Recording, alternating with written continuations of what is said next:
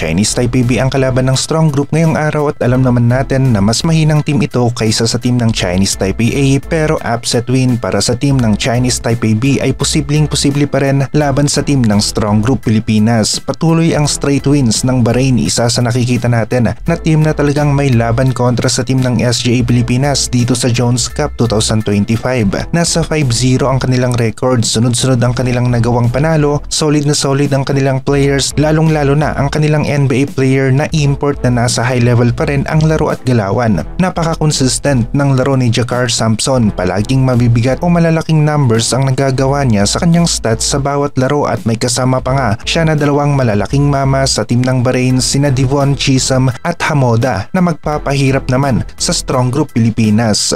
Makakalaban ng Bahrain ang team ng Chinese Taipei A bukas at kahit na ano pa man ang resulta ng kanilang laro ay kailangan pa rin na talunin ng Strong Group ang team ng Bahrain dahil hindi nga rin ganon kalaki ang lamang ng Strong Group kontra sa team ng Chinese Taipei A. 11 points lamang ito pwedeng mauwi sa triple tie scenario ang Bahrain, Chinese Taipei A at Strong Group Pilipinas. Ito nga ay kung hindi nagawa ng Strong Group na manalo kontra sa team ng Bahrain, pero sa nakikita natin angat ng konti ang team ng Strong Group laban sa team ng Bahrain pagdating sa team matchup. Mas malalim ng konti ang kanilang bench, mas maraming mahuhugot si Coach Chu mula sa kanyang mga players o lineup na kayang-kaya nga na makapagbigay ng solid na impact o laro, o sa ibang salita kada palitan ay di kalidad na player ang maglalaro o naglalaro para sa team ng Strong Group Pilipinas sa hardcourt.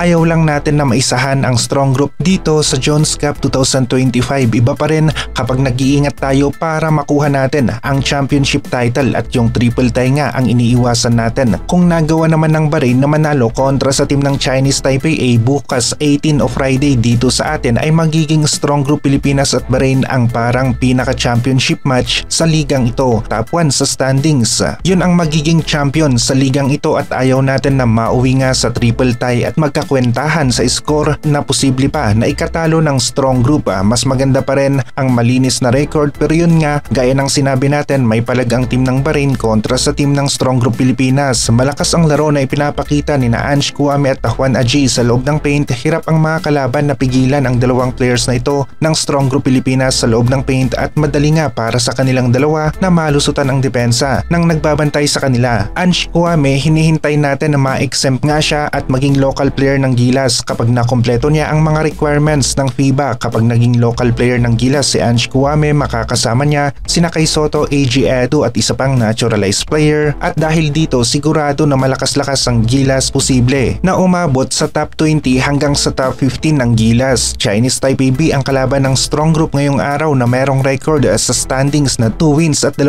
talo, at ang Strong Group at Bahrain naman nananatiling unbeatable pa rin sa torneo. Posibleng maging championship match ang kanilang laro kapag unbeatable pa rin sila hanggang sa sila nga ay magharap sa 19 na Sabado. Pagod na nga lang ang mga players natin, araw-araw ang laro pero ganun rin ang kalaban, kaya naman patibayan ang labanan, iwas sa injury at lamang ang team na merong mas mataas ang stamina pang matagalan, hindi basta-basta bumibigay sa laro. Ang dalawang teams na tumalo sa Chinese Taipei B ay ang team ng Bahrain at ang team ng Chinese Taipei A, at ngayong araw ibibigay ng Strong Group Pilipinas ang kanilang ikatlong talo dahil ang solid na prediction natin ay mananalo talaga ang Strong Group sa game na ito.